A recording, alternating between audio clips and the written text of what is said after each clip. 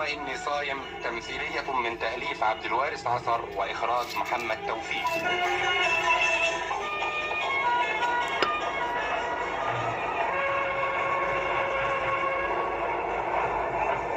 باي دي مش محطة مصر يا عمدة، احنا نزلنا هنا ليه؟ دي الجيزة أقرب. ما هو هريدي يا هريدي وين يا هريدي؟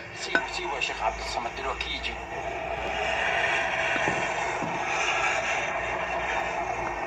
القطر من شواليات شنطتين خلاص كله تمام. اوعى تكون سبت حاجة في القطر يا هريدي. كله تمام يا عم الشيخ عبد الصمد. خلاص ادي العنوان مكتوب في الورقة دي. عارف الدقي؟ عارفه. خلاص احنا ناخد تاكسي ونمشي بقى. ليه؟ مفيش اتوبيس؟ في خلاص ده رمضان واحنا مش مستعجلين. وفين على ما يوصل هريدي بالكر؟ معك حق. تعال بينا اظن الظهر قرب. ادي احنا مقضيين في القطر ومنين ما يوجب الظهر نصليه. ايوه تعال من هنا. فرحته في عينيا نور. هو فيها احسن من دخلتك عليه في الشهر الفضيل ده بعد ما كنت مخاصمه. والله ما جابني يا شيخ عبد الصمد الا هي الفكره دي. قلت في عقلي يا واد ده ما يبقاش اسلام بقى لما يخش رمضان علينا وانت لسه مخصم اخوك كسرت على ايوه بقى نسات البلد عندنا يعجبهم لبس زي اللي لابسه الست اللي هناك دي. لا ما يعجبش. طيب يقول ايه بقى لما يبصوا يلقوا مرات اخوي عثمان عبد الرحيم داخله عليهم كده. يا اخي لما يبقوا رايحين هناك نبقى لك يا عمدة. خلي كل شيء لأوانه. الدغري والعتبة هاي خش من فضلك. العربية واسعة من جوه. من فضلك يا سيد من فضلك يا ست ما تقفوش جنب السواق. دغري. ذاكر. خد 2 على فين؟ مسرح ما انت رايح. يعني لحد فين؟ وانت صالحك ايه؟ يا ستنا من فضلك ما تعطلنيش رايح فين؟ يعني اعطلك عن مجلس الامن يا خي. الدق يا ولدي الدق. هنبتدي بقى طريقة الصيام من الظهر. ده هيكون ايه ده؟ سيبه يا عمدة بخاطره. اتفضل يا ست اقعد. يا شيخ اقعد انت راجل كبارة. اتفضل يا ست. لا خليك قاعد. انت راجل كبار على رأي صاحبك. ايوه كبارة وصايم كمان. زي ما كلنا صايمين يا اخي. خلاص يبقى ما حدش يقف في الحد. لكن دي واحدة ست يا عمدة. وماله مش هيقولوا مساواة. معلش اتفضل يا ست اتفضل. طيب انا هقعد جنب العمر. ده باين عليه ظريف.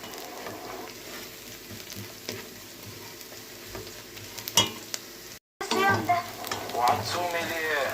ازاي؟ مش فرض ربنا. يعني هتعملي كل فروض ربنا. طبعا.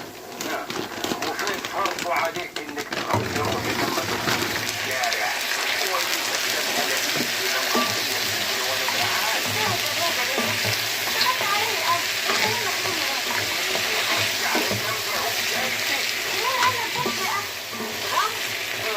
لو غمضت وانا ماشي في الشارع جبتني اول تاكسي فايت.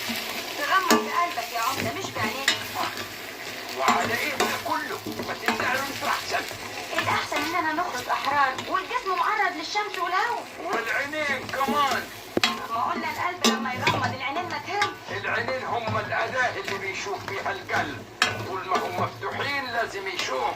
وماله يا اخي لما يشوف؟ لما يشوف يحس ولما يحس يقعد محظوظ. ما تزنقنيش كده. اللهم اني صايم. طيب المحظور ما يقعش بالاحساس لوحده. والاحساس عمره ما يقعد لوحده لازم يكون له نتيجه. ده لما يكون صاحبه ضعيف وهلفوت ما يقدرش يحكم تصرفاته. ده كلام يهدي. انت نزلت هنا انت الثانيه. انت نزلت من الاتوبيس هربان مني لقيتني وراك. احنا قصدنا المحطة دي. هاتي شيلة من دول عنك اللي تعبيني. خليهم لها قول مداريينها شويه. اللهم اني صايم. ايوه على راي العمر. خليهم يداروني عن عينيه الزايغين لحسن هو صايم. عيني ما تزوغش واصل. عندي 2 ستات اقل واحده فيهم اجمل منك. ادي عيبكم. لو كنت متعلم ما كنتش تتجوز اكتر من واحد. يا العمدة عنده بكالوريا. امال امال بيتكلم صعيدي ليه؟ لغوة بقلد فرنسا اللي انتوا بتقلدوها في اللبس، بس تقليد على نظيف. ازاي؟ هناك الراجل ما يطولش يتجوز الا واحدة، وعينه الزايغة تجرجر ويمشي مع 10. يعني بتعترف ان عينيك زايغه؟ لكن ديني ملاها بالحلال. يظهر انه ما ملاهاش قوي، باينك عايز التالتة. لو عوزتها تيجي. مبروك مقدمة سعيدة. سعيدة يا بنتي، غمض قلبك ترتاح.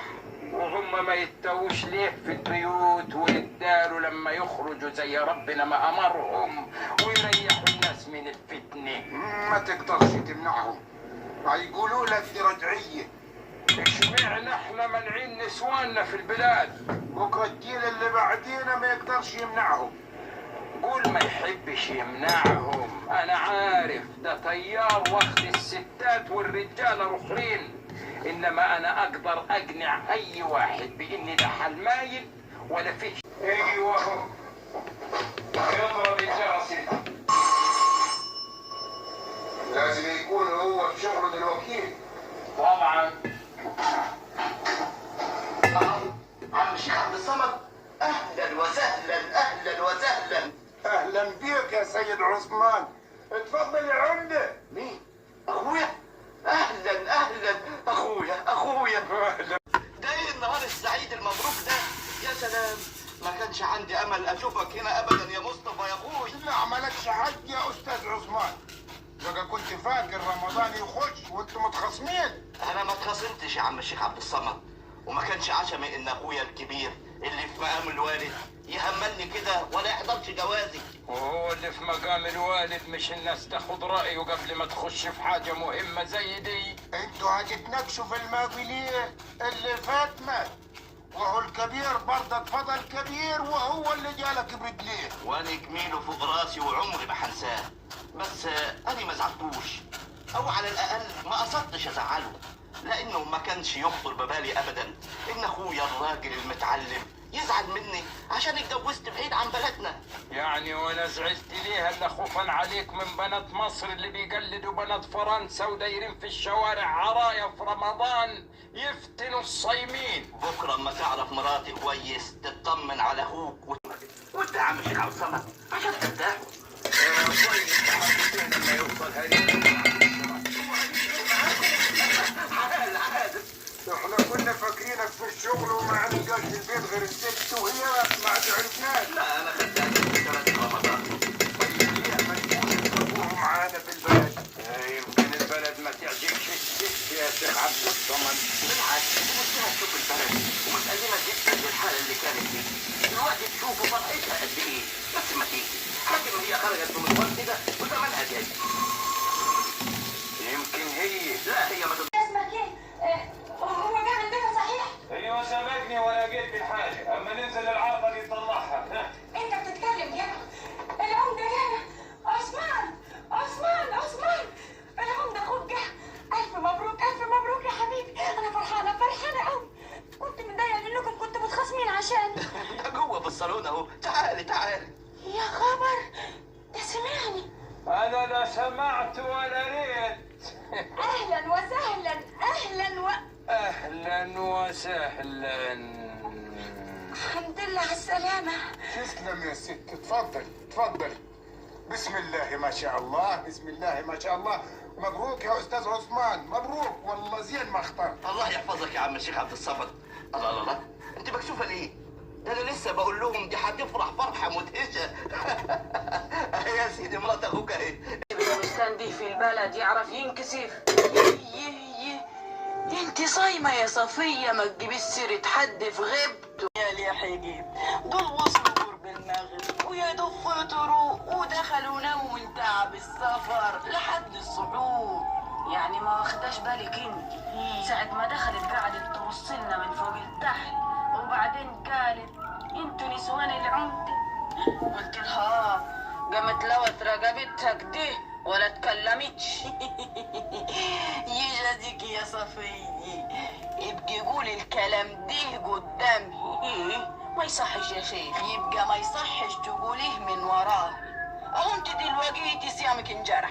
ما تبقيش حنبلية امال يا سعدية، ايش كرهوا؟ كلت لحمة ميتة أيحب أحدكم أن يأكل لحم أخيه ميتا فكرهتموه؟ أستغفر الله العظيم.